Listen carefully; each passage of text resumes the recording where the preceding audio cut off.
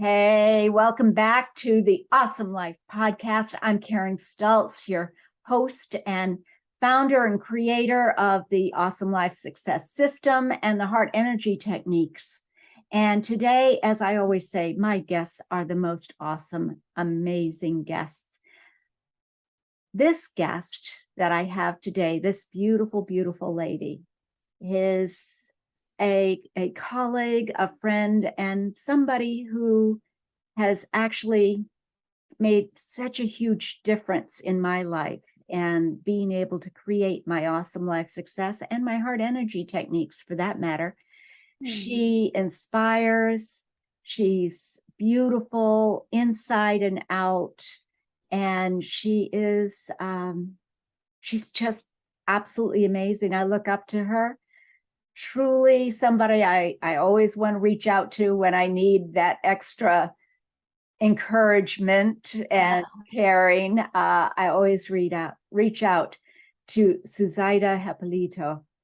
Am I pronouncing that correctly? Hipolito. Yeah, it's okay. My last name is a little interesting. It's Hipolito. Yeah. Hipolito. Suzaita. And she was kind enough to invite me to be a speaker on her amazing summit, Elevate, and where we elevate people. And that's what we do at the Awesome Life Success and Awesome Life podcast, is to help those women in transition realize what awesomeness can be for them. We're giving you those tips, those tricks, those inspirations to shine with those gifts that are yours. And so welcome, Suzaita. Hello. Thank you so much for having me. I'm just taking a quick note. I just got a hit, so I just jot down a word. Oh, fantastic. Thank you so much for having me, Karen. It's such an honor and a pleasure. And yes, Karen and I met just a little over a year ago when she was one of my amazing guest speakers on a live summit, as she said, Elevate. And we've stayed connected and you've inspired me, Karen, and have encouraged me just as much. So it works both ways. Well, it just goes to show there are no coincidences in life. And our listeners, this is not a coincidence for you to be hearing Suzaita's amazing story, because at the time I met her, she was full-time into coaching. She had left corporate. And then when we reconnected, she was back in corporate and is coaching. But the beautiful thing about that is that it was all beautifully planned, thought out, and is still providing you the joy that we all want to enjoy an awesome life. So tell us your story. So this is not anything to really sell or inspire in training, how to make money in real estate or anything like that. This is our story from this amazing lady. And to show you that whatever may show up, it is in perfect timing. Yeah, so true. So true. Well, before I get into my story, first, I invite your listeners and viewers, if they watch the video, I invite your listeners and viewers to listen with an open mind and just kind of be open. And then allow whatever hits you, in that moment as you're listening to hit you, take note, because that's an inspiration and that's a download and that's a message. All right. So in terms of my story, in 2019, so this was a year before COVID actually hit. In 2019, I went on what you might call an eat, pray, love journey. Okay. Before that journey, I was working in corporate and pharmaceutical clinical drug trials. I was monitoring drug trials for pharmaceutical companies to help with the drug development, to develop drugs, to research drugs, and then help bring them to market, get them to FDA for approval, and then bring them to market. And that was my life, corporate. So before I went on my Eat, Pray, Love journey, corporate was my whole life. It was my identity. Okay, it was my identity. I didn't know who I was without it. I had a great career. I had climbed the rungs of the corporate ladder. I had great income. And what I realized, though, that set me on my journey was there was something inside me that was incomplete, that was missing. And I was actually working at this small company right before I started my journey. And I got fired. And one of the reasons I got fired was because I spoke truth, or at least what I believed was my truth, with the experience that I was having at this company where it was just so toxic. And I couldn't take it anymore. So I actually spoke directly to the CEO. And then after that conversation, I was like, I think I'm going to get fired. And I decided, okay, if I'm going to get fired, I'm leaving my life behind and I'm going to go to Bali and I'm just going to go see where the universe takes me. I've heard that story many times, not from you, but from many people. Yeah. Oh my gosh. There you go. That says something, right? So a week later, I get fired. I'm like, okay, well, I told the universe that if I get fired, I'm going to Bali. And what I did, I was living in San Diego. Then I'm in San Diego now. I'm in San Diego, California, and this is where I consider my hometown. And I took that as a sign. I left my life as I knew it, my corporate life, the life that kind of society grooms you to be. I left that life where I was living in a box. And little did I know that I was going to go on this intensive spiritual awakening, deep personal growth, transformation, and soul searching journey. I guess in a sense, there was something in me that kind of knew that's why I left that life. I had no idea. Obviously, yes, it was planned because that's my destiny. No, it wasn't planned because I didn't do it consciously. I just was like, I'm taking off and I'm going to see where life takes me. And for a good 2 years, 2.5 years, what I learned, I guess the most valuable thing I think I can share with everybody about my journey is what I learned about myself and about my life was that I lived my life people pleasing. I was massive people pleaser. That's why we connected so well. We're both reformed people pleasers and reformed self-doubters. Yes. Yeah. Oh my goodness. Totally, Karen. The self-doubt, the self-sabotaging beliefs. Oh yeah. Living my life, not really knowing who I was or what I believed. I was living a life to please everybody because I didn't know myself. Yeah. So I was about seeking truth and affirmation and everybody else but me. My sense of self-worth was based on the people at work, right? I said I was heavy in corporate and that was my job and that was my identity. And so when things didn't go right in corporate, which there were many, many times in corporate that things weren't going right, I was a disaster on the inside. I felt like, oh my God, I suck at my job. Oh my God, nobody likes me. Oh my God, I'm worthless. And so there was a lot of that thinking going on. And then I never really confronted those aspects of myself because I didn't know that that's how I was living my life. I didn't know that I was that disconnected from self. I, at the time, I wasn't quote unquote really, I wasn't quote unquote spiritual. In fact, I didn't even had associated spirituality with religion, and I was not religious by any means. So I didn't have the tools or the practice to really come into knowing, to empower myself and know myself. And so I was living such a tortuous life of self-doubt, of self-sabotaging, of I'm not good enough. What do I need to do for people to like me? Am I even likable? Am I even lovable? Do I matter? And just all these sabotaging beliefs. Oh, he's upset. That boss or that director, somebody at work, they don't like what I'm doing. Oh my gosh, that must mean I suck. That means I'm a terrible human and I'm not worth anything. Yeah. Exactly. Oh my gosh. Yes. Those are, I mean, I can feel it in my heart, all those memories. It's no longer a trigger though, which is rather nice.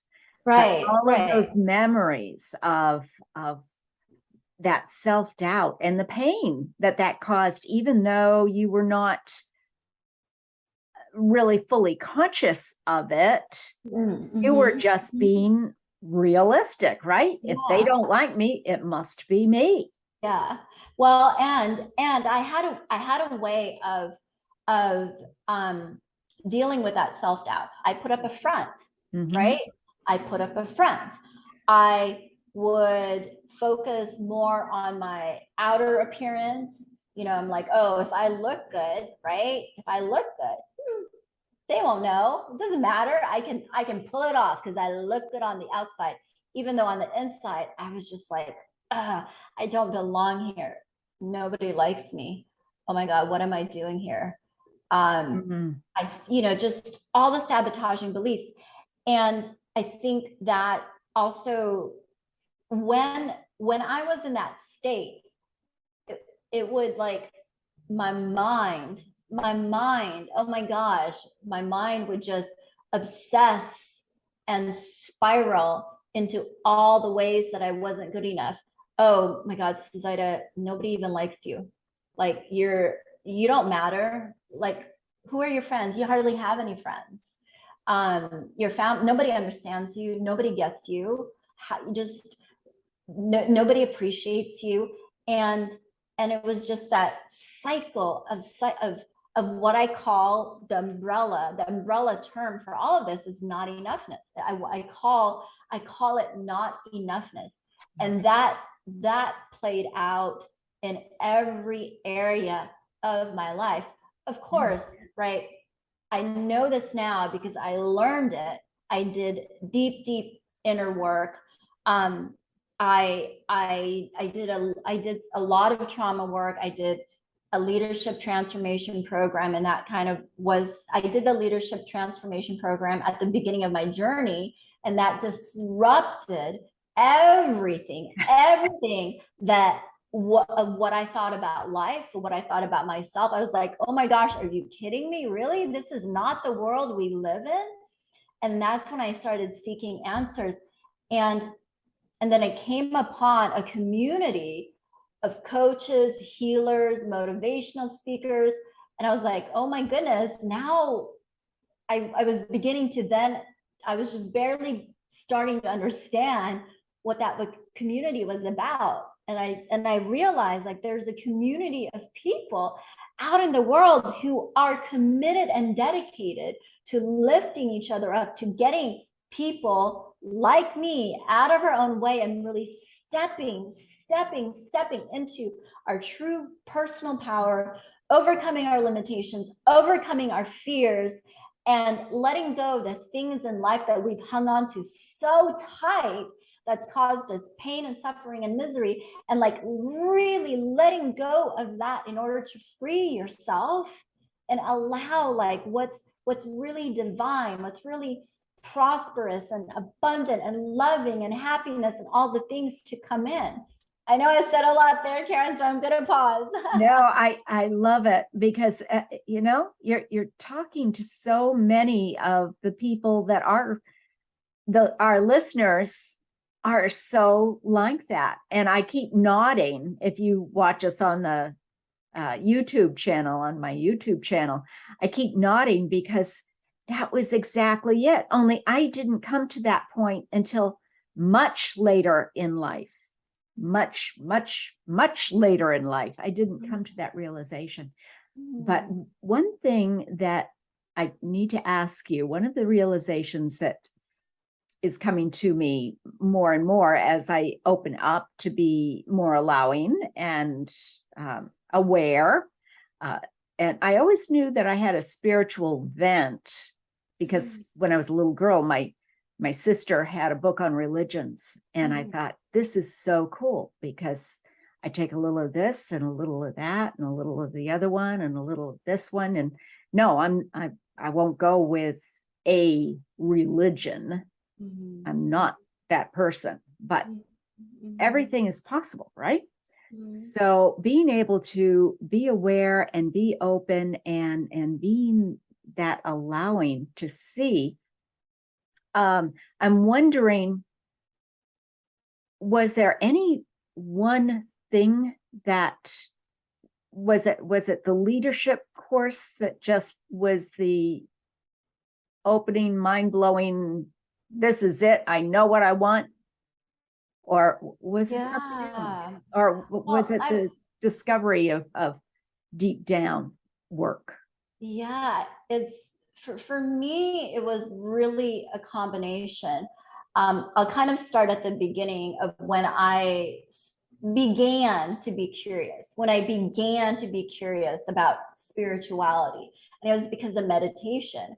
I was at a corporate job where it was, again, an incredibly toxic environment. And I had been diagnosed with ADHD, attention deficit disorder, and I was prescribed Adderall. And for me, being that high performer, then I loved Adderall because it gave me energy, it allowed me to focus, and I was getting my stuff done. And yeah. And then, but I realized I'd come home at night, right? I'd come home at night and I'm not advocating, sorry, let me clarify, I'm not advocating the use of the Adderall or any drugs or any amphetamines. I had an addiction to that I had to withdraw myself from when I recognized, and I can share that story a little later if it's relevant.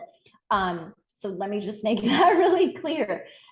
The reason I'm sharing is I'm creating context in that, I was this performer at work, and then I'd come home at night and my mind wouldn't shut down because I was so consumed about work and doing the things, proving myself, quote unquote, blah, blah, blah. And I started to hear about meditation. And then I tried it, and oh my goodness, I could barely get my mind to stay still for 30 seconds. That was, let alone a minute. And so I went on the meditation app. I think Simple Habit is a meditation app. I don't know if it's still around. And so I started to get curious then. I was like, okay, I think I can do this. Everybody's saying meditate, meditate. Everybody's saying it's so good for you. And now I've learned the benefits to meditation are infinite, far beyond what you hear in mainstream. That's another topic. So that, and the reason I'm sharing that is I think it really started with the meditation and getting curious. And then there was a book when I was going through this period in my life with corporate, Brene Brown's The Power of Vulnerability. I would say that's great book. Yeah, great book. Power of Vulnerability. Highly recommend it. If you haven't read it, Power of Vulnerability by Brene Brown. That really started my quest of, okay, searching for who am I, what am I? Everything Brene was saying in the book, I'm like, this is the exact opposite of how these human beings at work are treating me, or I'm allowing them to treat me. I'm I'm responsible for my life and my actions. So I allowed that to happen. So that kind of started it. And then I read, shortly after that, I read The Power of Now by yeah. Eckhart Tolle. Yeah. I when I first read that, I was like, this doesn't make any sense to me. And I'm going to keep reading it anyway. And I'm going to keep reading it anyway. So it was some of those kinds of books.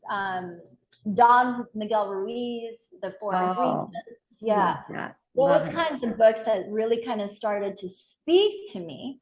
And I wasn't even a reader back then because I was like, there's no books that I really got into. And then when I started coming across these spiritual personal development books, I'm like, okay, these books are speaking to me. I'm not sure why. I don't know why. I'm going to follow it. Then when a couple years later, when I actually started my journey, I think for me, it was probably the only way that I could really know myself because I had to disentangle from the life that I knew, which meant disentangling from the identity that I knew. And yes, the leadership transformation program that I did, it's hardcore leadership. It was a 4-month program. That program was about living a transformed life as a leader of yourself and as a transformed leader for the world, meaning be the cause for the change that you want to see in the world. Yeah. Say that again. I think to me, that's one of the most powerful things. Be the cause for the change you want to see in the world. And in this program, I learned about our limited belief systems, right? I learned about how society kind of indoctrinates us into being a certain way, into believing certain things, into this prescribed way of life when there is so much more. So leadership taught me to be outside the norm, to be different, right? To not subscribe to the limitations of the world. And that was really the beginning of me understanding like self-empowerment, understanding, recognizing that I can actually make a difference in the world. I can actually make a difference in the world because I never believed that prior to that. Isn't that amazing? I love that. I love that because we do. Everyone listening, and Suzaita learned it. I learned it. We are making an impact on the world each and every minute that we are here. Every breath, our energy, our vibration, everyone we speak to, even if it's simply a smile, we are making a difference. So true. So true. And if I may, I'll give an example of that impact. So let's say you're in a partnership. Okay. You're in a partnership. Your partner does something or you're upset about something. If you show up upset to your partner, that's going to impact your partner's mood in a negative way, right?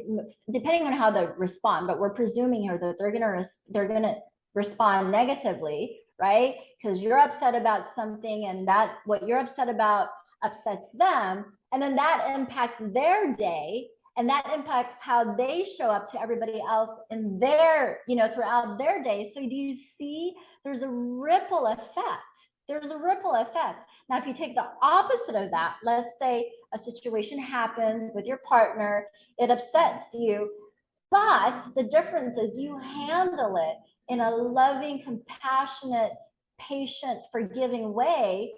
That's going to reflect positively onto your partner, and that's going to have a ripple effect of like love that your partner is then going to exude throughout their day to everyone else. Exactly. It's how you respond. It's how you respond instead of reacting to it and ruining everything in a negative way. You respond in a good way. And you and I, we're enlightened, our listeners are enlightened, and you're all awesome. That's why you're here. But the fact is that some days our humanness shows up. Our Yeah. being is where we like to be and we like to think, but let's be real, we're human too. That's why we're called Yes. human beings, right? Yes. Yes. So the humanness shows up, and I have to say it too. I get up in the morning and I might be very grumpy, very, very, very grumpy. And I prefer, my intention is not to be that way. So I do make an effort to meditate before I even get out of bed in the morning, every morning, set my intention to have a great day. Anyway, Beautiful. I can't tell you how, with the work and the change that I have done, how it's impacted my husband, bless him, to such a point that I can come down now in a very negative way and just say, how did you sleep? Bad, horrible. I'm in a bad mood. Just don't talk to me. And in the past, he would get really upset because he would take that on as his own, which had nothing to do with him. It was me. But I was giving out that negativity and he was taking it on, as people do, as we were just saying. And now it's like, I'm so sorry to hear that, Karen. And let me know when you are able to. And would you like to dance? Yeah. Oh, that's so sweet. So we dance. That's so sweet. And it diffuses just your sharing of that. I mean, you guys can feel it. It like diffuses the charge. Even just the words, right? Even just the words that she uses, it softens, it calms, it's harmonious, it's peaceful, it's loving, it's compassionate, it's understanding. And that's a frequency that we will carry, that people will respond to. Whether if it's a positive frequency, people respond to the positive frequency. If it's a negative frequency, people respond to the negative frequency. Yeah. And it also allows you to set the intention for your day. And if you want the intention of saying, okay, I really don't want to feel bad. Well, that's not the way to phrase it. I want to feel good, bottom line. And I want to make a difference. Or is your intention to feel miserable and nasty? And either way is fine for a time. But being able to diffuse that situation so that you can open up that intention and start taking the action steps to feel better. And meditation is a marvelous way of making that happen. And like you, 30 seconds, give me 7, forget it. I couldn't even do 7 seconds. And so we give yourself permission to to meditate, set a timer. I have one of those bowl timers apps that I have set it intermittently on my phone. And all of a sudden it will be chime. And okay. And you're like, oh, already? 5 seconds. That's all. 5 seconds. Yes. Yes. I would say, for everyone who's tuning in, if there is one action that I can invite you to take, it's meditate. If you've never meditated before, do not worry. You get to start somewhere, and wherever you are is perfect. Give yourself the grace and find a tool that's going to work for you. And the first thing with meditation, as you're beginning meditation, it's about recognizing how you're thinking. What are the thoughts you're thinking? And just kind of observing. This may sound cliche, and it's so true. This is the beginning of appreciating what meditation does, just kind of observe your thoughts. And as you're observing, you're giving yourself the space to not react to your thoughts, to not react to your thinking, right? To not be defined by your thinking. By the way, you are not your thoughts. You are not your thinking. Oh, I love it. And yeah. And so meditation is hugely, hugely, hugely important. And you, for most people, you will move through your own evolution of meditation, but meditation is so, so, so essential. I cannot emphasize that enough. Oh, that's beautiful. And I thank you. And now I had mentioned earlier, Suzaita, that you went into the personal development world. Yes, You yes. gained a lot of clarity. You had clients coming to you, and now you're back in corporate. Yes, yes. Would you Well, share that? yes. So when I was in my journey, as I mentioned, and as Karen just affirmed, I came to know the personal development world of healing, coaching, transformation, motivational speaking.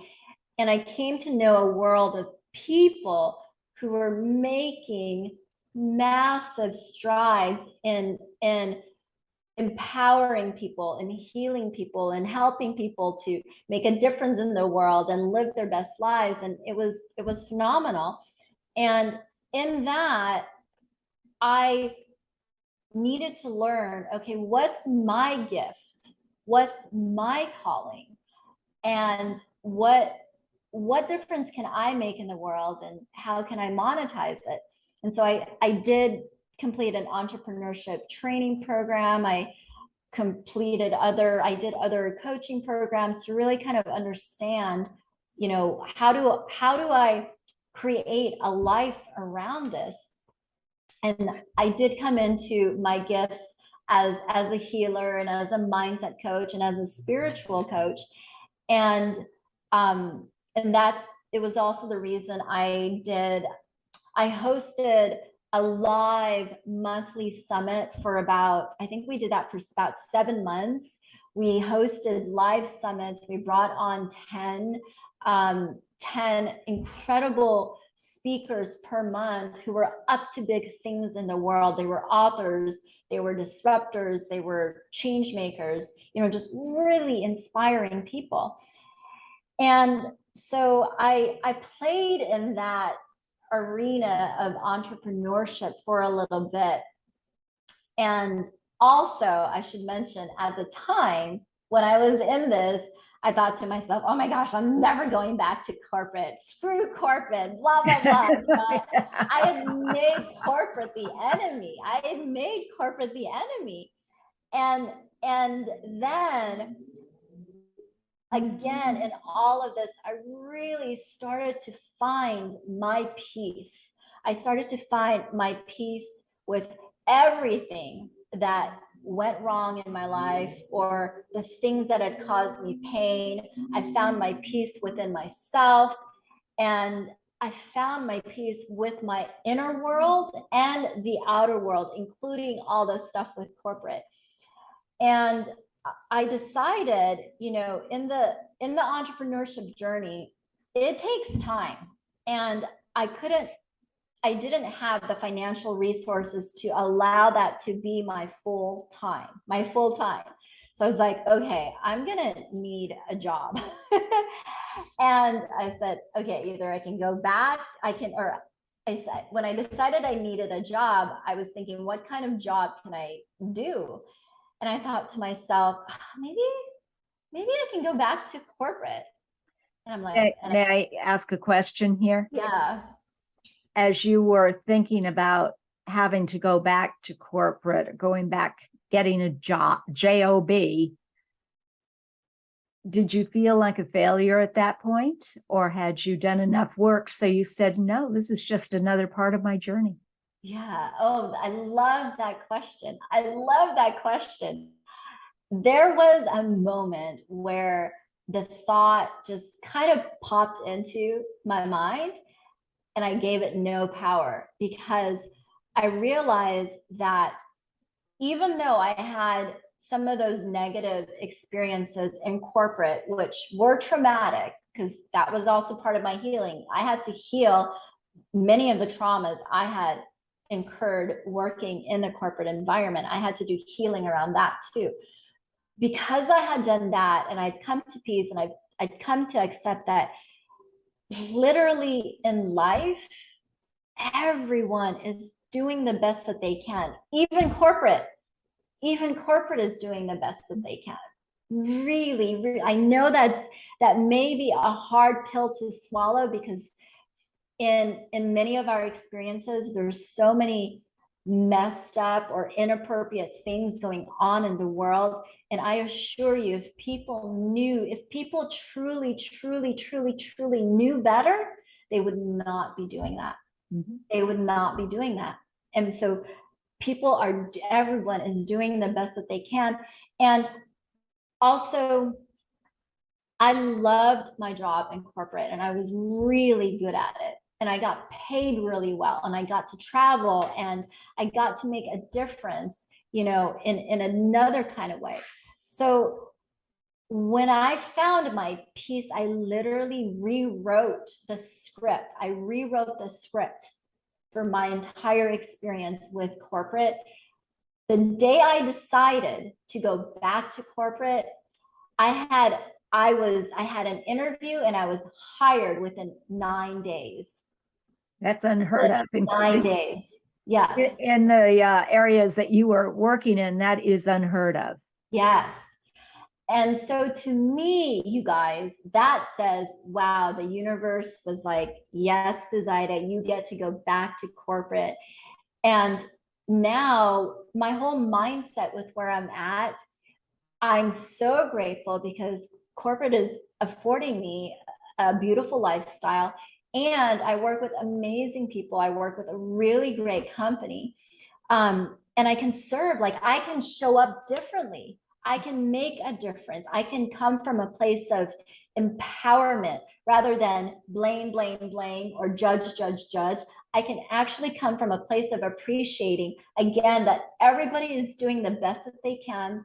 And in corporate, we have these systems that are designed a certain way. Again, it's like we're doing the best that we can. So how can I show up and really do the best I can to serve my team, to serve our client, to serve my company, right? And just focus on me and do my part. And as I do that, like it brings me a sense of joy and fulfillment.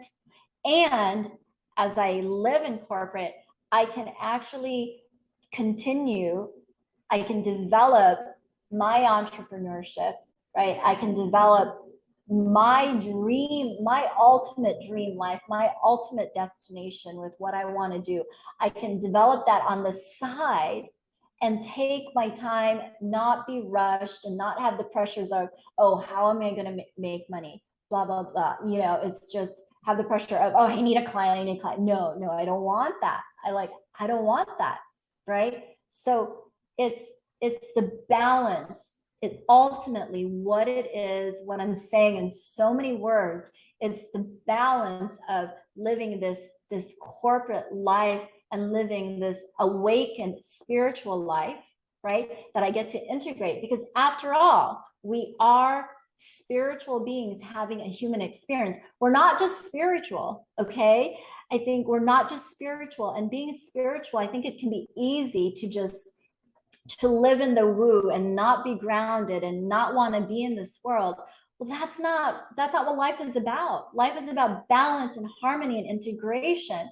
And so for me, it's been a really beautiful practice of living as an awaken, and I continue to awaken, right? Living as a highly conscious spiritual human, living in this corporate world where most people are still asleep. Most people, still have a lower level of consciousness, and that's not judgment.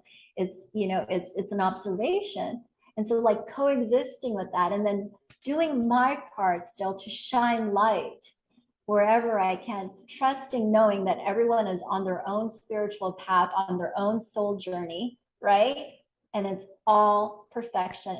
And I get to make a difference in that way. And as you were speaking, I thought, you know what you're doing? You're just like my leadership mentor that I had for so many years. He works for Fortune 500 companies, doing exactly the inspiration. He's an entrepreneur, so it's the inspiration of changing the company from the inside out. And that's what you're doing. You're healing your company from the inside out with the healing that you did, and making such a difference. And as we were talking about earlier, that ripple effect that goes out. But I love the fact that you are also integrating your personal development and your coaching and your love with so many people, both professionally in corporate and professionally as an entrepreneur. It has not stopped you from pursuing your dreams, and the money from your corporate is a blessing to allow you the lifestyle that you want to have. And that's what an awesome life is all about. Awesome success is living that lifestyle business, whatever that might be. Yeah, yes, I agree. And, I think an awesome life, every one of us gets to define what is that awesome life. It does not need to be what society prescribes, what culture prescribes, what the media prescribes, what family describes, what's mom and dad. None of that. You, me, us individually, we get to define awesome. It's different for everybody. And how do you define that? Well, first, it's connecting with your truth. What's really true for you in your life? What's true for you to have a happy, peaceful, abundant, prosperous life? Like, what is that? Yeah. What does that look like? That's the first thing, is getting clarity on that, Write that down, journal it, whatever, get clarity on it. As soon as you get that, and this is not woo by any means, as soon as you get that, you will awaken to the truth of what you really want, right? And then life will literally start lining up for you if you let it. Absolutely. It's law. It's universal law. You can't deny it. It happens in every aspect of our life. It's just so many of us are living in these fear-based programs. So what we're manifesting, what we're calling in, literally is based on our thoughts of limitations. It's based on our thoughts of negative thinking. It's based on sabotaging beliefs. It's based on I'm not enough. I don't deserve this. So most of us are manifesting that unconsciously. So now take your manifestation powers and consciously manifest the extreme opposite of that. A life that's based on love, peace, harmony, abundance, prosperity, and just watch what will happen. Be prepared though. Be prepared to let go of the things that no longer serve, and the things that no longer serve is anything that's fear-based. So you gotta be prepared to let go of that and trust that which you're seeking to unfold in perfection, divine timing in your life. And you do have to be clear, as you were saying, you have to be clear about what you want. And then things start happening. So, as you say, be prepared for what starts happening. And I have to share that more than once when I was starting my journey, I would say, all right, this is what I want. This is absolutely what I want. I can feel it in my soul. I can feel it in my mind. I even wrote it down sometimes. This is what I want. And the very next day, I got exactly what I asked for. Yeah. And I looked at it and he said, rather than, oh, wait a minute, this isn't what I wanted, this stuff doesn't work, I looked at it and said, oh, yeah, that's exactly what I asked for. I think I need to be more specific. I need to be clearer, which was something that was keeping me from moving forward, was because I didn't know myself. I was a people pleaser, self-doubter. I didn't know anything. Yeah. I did not have that clarity. So Mhm. allowing that, to be able to have that clarity show up for you, to be able to not beat yourself up Yeah. when all of a sudden you say, oh my gosh, I created that, and that's bad. No, it's Yeah. not bad. It is perfection. It's Yes. teaching us It that really is. we need to get clearer and more precise about Yes. exactly what it is we're calling into us. So There's definitely there's a becoming. There's a becoming in all of it. I'm sure many of you have heard the saying, it's not about the destination, it's who you become in the process. I love it. I Yeah, I remember there was a time where I was like, okay, I don't know what that means. And now now I fully embrace it, because there's a beautiful becoming, and the becoming is like, it's literally shedding. It's shedding your old limiting beliefs. It's shedding aspects of yourself that no longer serves. It's a deconditioning of the conditioning that you've been imbued with by, society, family, culture, media, politics, the world, the kinds of beliefs that are so disempowering.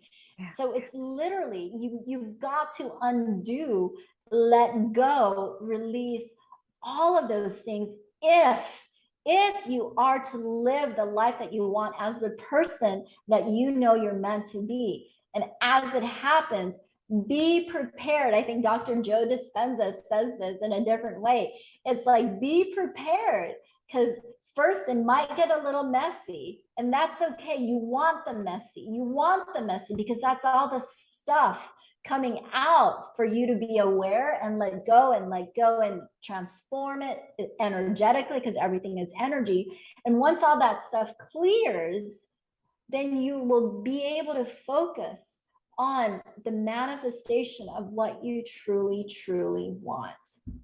Beautiful, beautiful. Well, I can't believe our time. Suzaita and I could talk for hours, and actually she is so involved. I'm so grateful to have had this time with her, and so I could share this amazing lady with our listeners. And Oh, thank you. so, how can people reach out to you? Because you're such an inspiration. Oh, thank you. Well, the best way, you can connect with me on LinkedIn. Oh, Um, wonderful. yes, I've taken my social media down because I'm not putting any effort into that right now. And I just want to focus on the one thing, which right now is, I'm going to start focusing on LinkedIn. So if you want to connect, please connect with me on LinkedIn, and you can find me Suzaita Hipolito on LinkedIn. And yeah, I'll keep you posted. Oh, that's And fantastic, because I know thank you. we didn't get into it, but you are developing a number of personal development programs, and eventually universities, and all kinds of marvelous things. So I'm excited for you and to be a part of this. This is great. And I will have that contact information in the comments below. Thank So you. Thank thank you. It's been a wonderful blessing, and truly an honor. I'm so humbled that you asked me to be on your podcast, Karen, and I truly hope and pray that this entire conversation has set the tone for everybody listening to remember to connect with themselves, know themselves, and believe in themselves. And remember, if there's any action to take from this, it's meditate, and just see what happens from there. Oh, fantastic. Just be aware and allow. Just be aware, Yes, the aware A and in allow. awesome, be aware and allow. And our lives can be absolutely amazing. So Thank thank you again, Suzaita. And until next time, listeners, please have an awesome life. Bye-bye.